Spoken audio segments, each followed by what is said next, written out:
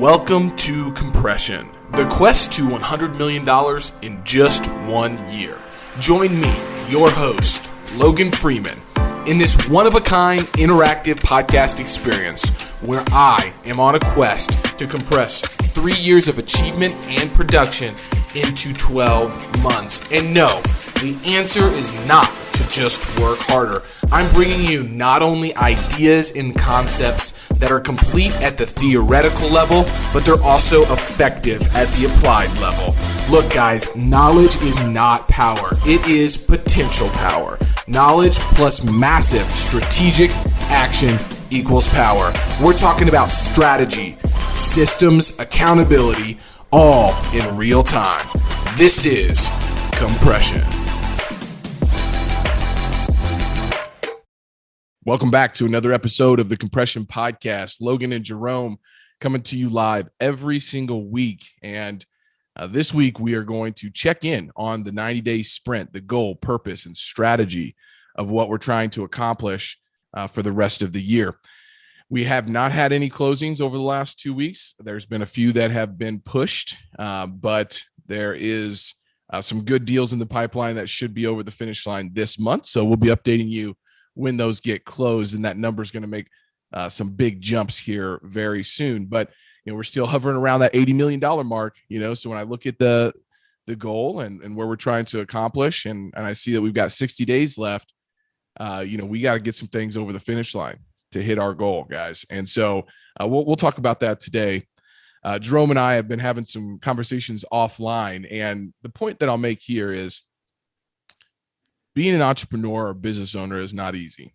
And there are things that are going to come up, and there's going to be choppy waters, and you have to get the boat pointed in the right direction, and you got to get the wind blowing in the right direction. I got the wind blowing in the right direction, and now we're getting the boat straightened out as well, getting into the right direction as well. But the captain of the ship is so important.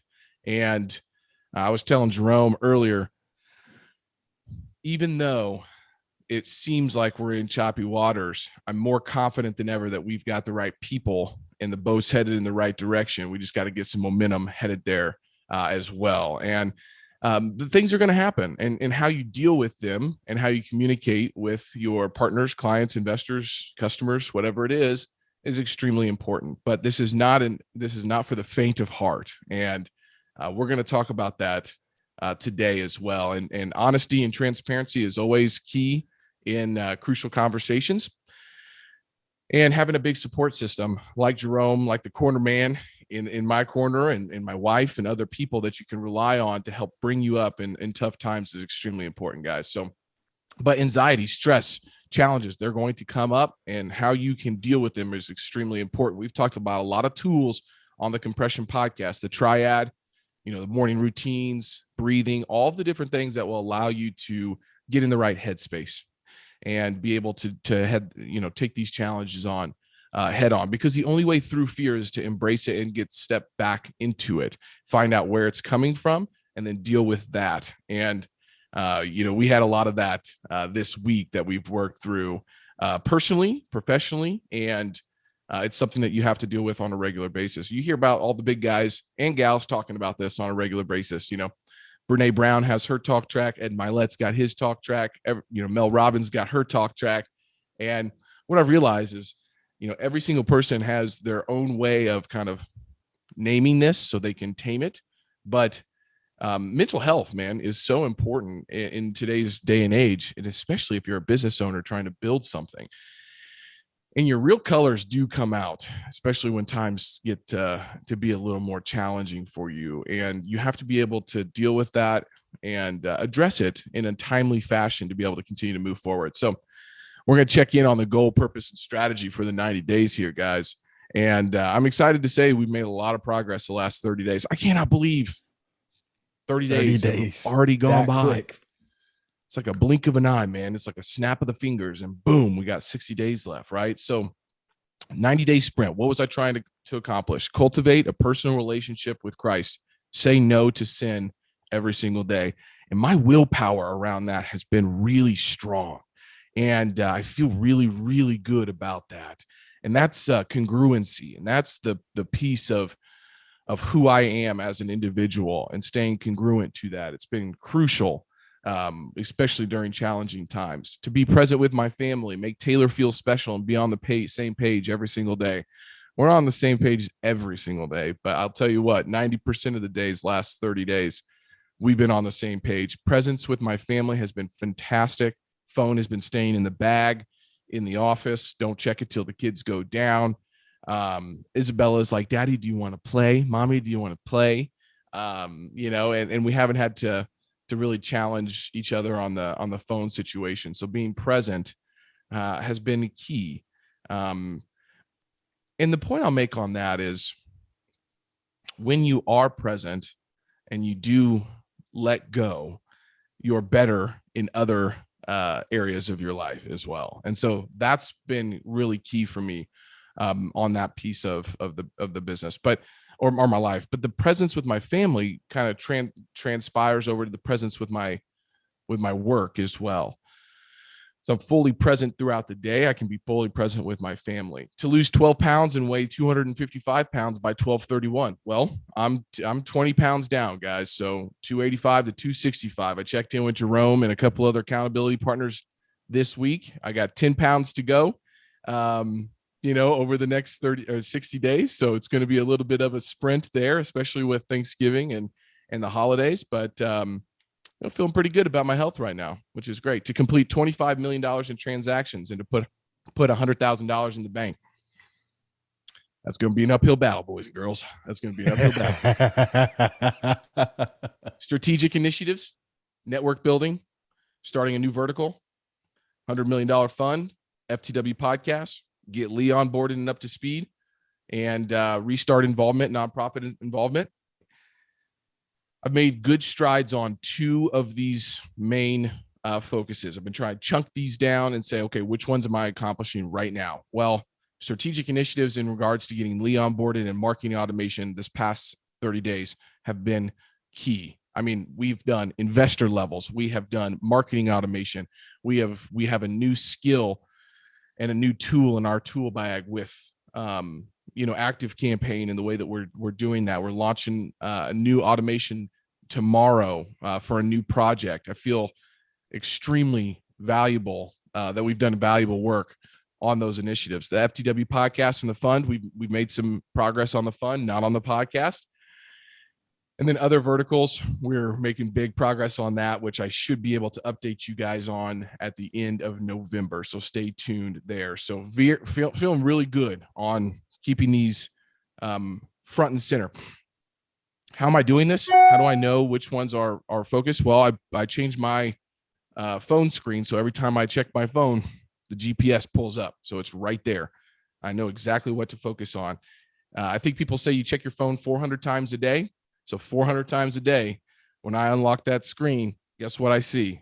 I see the GPS right in front of me. So those are all major things that I have been completely focused on for the past 30 days. I've got my current starting point. We don't need to go through that again, but actions to take in profit producing activities, right? So I'm praying and meditating daily. I'm putting my phone away, trading expectations for appreciations, working out 3 times per week. Found a new love of my home office or my home gym upstairs. I've got on the treadmill. I've got the weights going. I'm definitely getting my 3 workouts in per week, which is awesome. Using my calorie tracker, walking 8,000 steps per day, no binge eating, and no eating after 8 p.m. I mean, I'm knocking it out of the park on that part, guys, on the physical. And the results are showing up, man. And the results are showing up. So in regards to the strategic initiatives, we've got our third-party brokerage calling for us. We've got iSource underwriting going. We're focusing on finding 1 deal per week. We're getting some new leads in. We're working on getting Lee onboarded. I was just telling Jerome before this, we're getting very close to getting Lee to be able to lead a lot of these first calls, which is awesome. That's going to be helping me get some more white space and get more scheduled time just to think and work and implement on a weekly basis. And so feel really good about a lot of those initiatives, man, and kind of where my focus has been. 30 days in is somewhat difficult to kind of check in, other than just making sure the habits and the systems that you put in place or wanted to are there. And when I look at this and I see, where my time has been spent, it has been spent on these items. And so the work that I did the last 30 days isn't going to show up until December, on some of these things, and that's okay. But what's important for me is to know that I have the confidence that the system is on and that we're working towards the right goals, and and being able to head on any challenges that we have currently right now. So, man, that's kind of a quick check-in. I'll stop there and let you kind of talk through that with me, anything that stood out, and then I could talk about the habits and systems that we've got that maybe need to be pivoted a little bit as well. But I don't like to pivot 30 days in necessarily until I see that something's kind of off track, but it doesn't feel like it is right now. Yeah, I mean, the pipeline on the projects, which is what we started compression with, is kind of the big, hairy, audacious goal.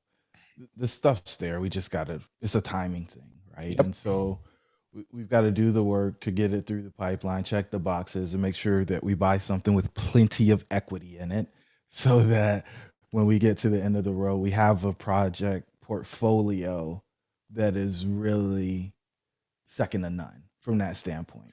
We could do 100 million and we could have did it with, I don't know, 1,000 or 100 doors, right? And paid what, Yep. $100,000 a door for them or something crazy. And it could have been done already. But to buy a portfolio that's worth a lot more than what you paid for it is essential. And so as we hone in, lock in on this goal, just want to make sure we're staying true to criteria. And, I think you're one of the few companies that have said, hey, we're not adjusting our buy criteria because of COVID. We're just going to look at more deals, and those that are the right ones are going to rise to the top. And I encourage you to stay there. I Yeah. think there's going to be some people who want to get out before the end of the year, and we want to get in. And so I think we absolutely want to take advantage of that opportunity. I feel like I heard something about the tax laws being settled out or something, or was that just for the retirement accounts? Or do we have 1031 still, or what's the deal? We still have 1031 exchanges, and the worrisome taxes that were going to be on I think some capital gains and carried interest and all that got dropped as well. So self-directed retirement accounts and some of the other proposed tax laws for real estate investors got dropped out of the newest legislation, is what I saw earlier this week. Okay. And so that being settled gives people even more confidence in the asset class. And for those who are ready to sell, I mean, they know that they can roll into the 1031 and go to the bigger property if that's what they want to do. So I think that strategy is spot on, and I think you continue going on that. The workouts, they're working. You're not waiting 90 days to see results there, brother. Right. You're down 20 pounds in 30 days. Some people would say, I don't know if that's healthy, but you've made the adjustments and you look really healthy to me. Skin's still glowing, hair's right, cells right. It's That's all right. good there. The you didn't talk about it at length here, but you've taken some days off, right? We're in the 2-minute drill, but offense is on the sideline getting a breather every now and again, checking in with home. Staycation went phenomenal. Yep. It was a pivot. COVID made you guys a little uncomfortable, so you didn't go to Mexico, but you stayed home and you got some alone time, got to do some hiking and reconnected with Taylor, and then you had time with the kids as well. So Yeah. I think that's essential. The stuff with Lee's going well. I saw the post. You guys made a road trip, and I know that wasn't convenient. That was a lot of time in the car, but investing in new staff and making sure that they have the support they need early on frees up a bunch of time later on. I forget the ratio, but it was something insane on the amount of time you spend teaching somebody how to do something up front so that on the back end you get it all back. But it's a really big ratio. And so that's the leverage we've talked about. It absolutely is, man. And we had to be clear. I started my health journey in like July. So I definitely haven't lost 20 pounds in 30 days. It's been more like 120 days or 90 days, one of the two. But what I put in place was a good system to allow me to continue that. Right. And so that was the main thing, was what is the habit? What is the system around that? Did you change your relationship with food, with eating, with what you actually need on a regular basis? Yes. So there was a lot of psychology shift in there as well. Did you stop drinking as much alcohol? Yes. And so did you stop eating out past 8 p.m.? Yes. So all of those things kind of came to fruition. I'll say on the trip with Lee, you know, that video we put up there, man, I tell you what, I've never seen a video. I haven't had a video that's had 1,800 views on LinkedIn for a long time. And that got a really good response, which was awesome. Kind of introducing Lee to the LinkedIn family as well, which was big, getting him onboarded, leading calls, which is great. But on the way back from there, I drove, but we had 3 hours straight of calls. So the whole time we were driving, we were on the phone. The whole time we were on the way up, we were listening to investor relations podcasts, pausing them and going through questions together on what he's going to have to respond to. So we made the 6 hours together extremely productive. We didn't just sit there and drive. It was a working trip for sure. And then getting up there and seeing the new acquisition was fantastic for him too. So what I'll say about the pipeline is, we've got some brokerage transactions to get over the finish line to the tune of about 5 to 7 million. We've got an acquisition of 7.5 million that's going to get over the pipeline. And then the new project, which was supposed to close by the end of the year. We'll see if it actually does. I'm not 100% sure that it will. One of them will. It's a smaller transaction. The big one might get pushed, and so we got to replace that. And we got to replace that in the next 60 days. So that's kind of repivoting some of my focus on, okay, well, if we're at, let's just say 90 million with what's in the pipeline to close, I got to go get 10 million to close in the next 60 days. And so I know exactly what my target is, and I feel confident that we can get that accomplished. But some of the acquisitions that we're doing may be pushed until January, and that's pretty typical. But that allows me to repivot focus and say, okay, well, to hit the $100 million mark, if it's not going to be from acquisitions, we need to fill the pipeline up for brokerage transactions. And typically by, at the last 60 days of the year is a really good time for us on acquisition or on brokerage stuff. And on 1031 exchanges and things like that, because people are trying to get transactions done by the end of the year. So I know that's going to come. I just got to stay true to the process and stay focused on it. So I got a wild idea. Parker and Corey might get upset with me, but is there anything that's worth selling right now? We have 2 listings right now active that we've thought about either pulling or revitalizing in some way, or trying to sell them as an off-market opportunity, which could help on the number as well. I think that we launched those right in the middle of summertime, which was kind of difficult, and we're asking top dollar for them, which is difficult, and we haven't been able to get clean financials in a timely manner for the right buyer. So maybe doing a relaunch of those projects would be a good idea, and that will definitely help to the tune of $7 to $8 million to get over the finish line. Yeah, I mean, with your new reporting coming through, you'll have a fresh T12, and I'm pretty sure it's going to be stronger than it was back in the summer. Absolutely. So, that'll push valuation. It may make you ask more for it, but it'll push valuation for sure. Yeah.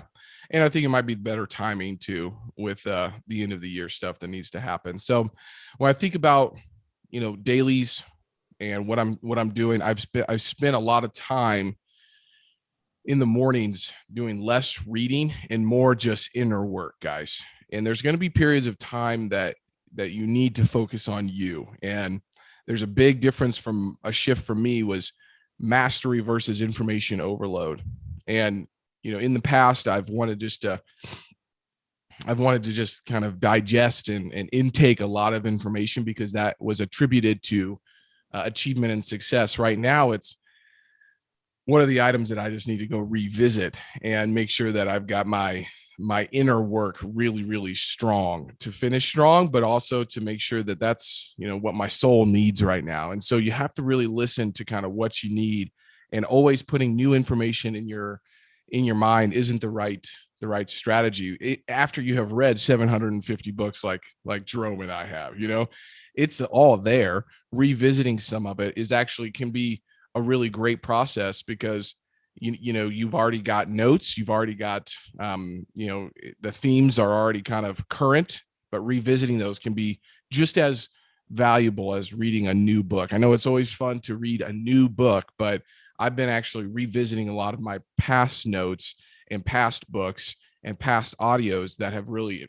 kind of created an inner dialogue that I've needed recently. And you have to listen to yourself on what you need. And so I think that's really important. So in the mornings, I've been doing that and trying to get my mind right to make sure that I have a successful day, and looking at the calendar and preparing myself for that. And so, that's been big for me over the last 30 days, is just not necessarily taking a bunch of new information, but focus on the information that I've already taken in and revisiting things that have helped me in the past. And that's a key whenever you're moving as fast as we are, and you're as busy, quote unquote, busy as we are, because sometimes it can feel counterintuitive to try to make yourself read more books whenever, all you need to do is just revisit something. It takes 10 minutes and you get the same results. So just wanted to kind of point that out as well.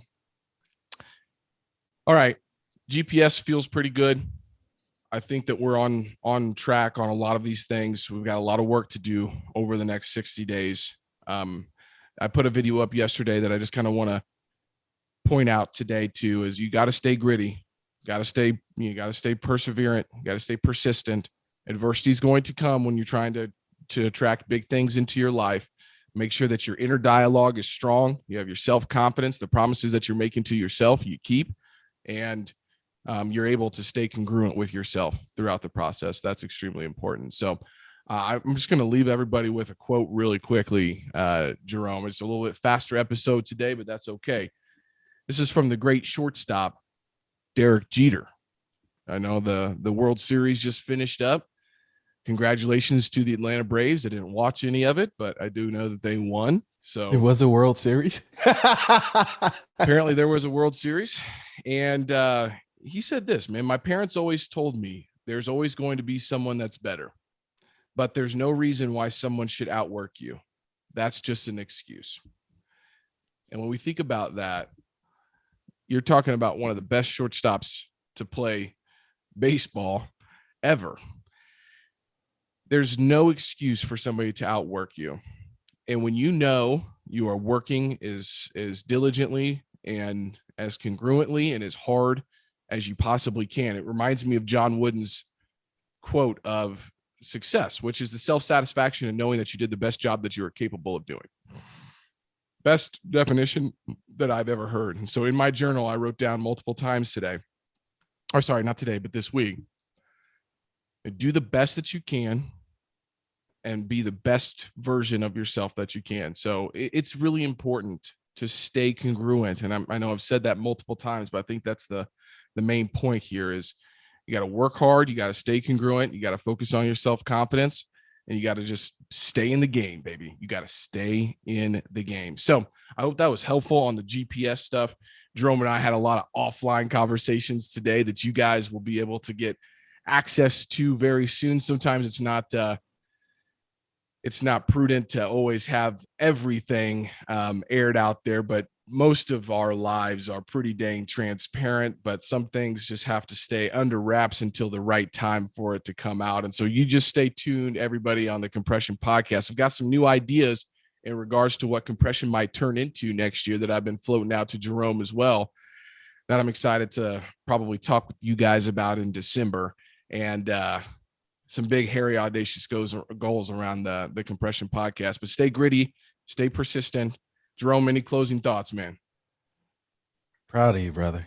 This is insane. I think when it was a year ago that we started talking about this thing. A year ago. See where we came. Here we are. See where we've come. Man, a lot more to accomplish. The hill is still an uphill climb, and I wouldn't want it any other way. So thank you guys so much for tuning in to the Compression Podcast. Stay tuned for this month. We got some big closings coming up, and we'll stay true to the GPS. I hope that document was helpful for all the folks that I shared it to. Hope you're using this, and make sure you get your GPS in front of your eyes 400 times a day by putting it on your phone. All right, guys, we'll talk soon. Hey, compressors, if something you heard struck you, made you feel a little bit uncomfortable, good. Head on over to compressionpodcast.com. And then you can also subscribe wherever you listen to your podcast at. If you feel inclined to, please leave us a review. It's obviously helpful. But instead, I'm going to call you out today. I'm going to call you out and make sure that you do your part, sharing this message by sharing it with one person that might need to hear what we talked about today.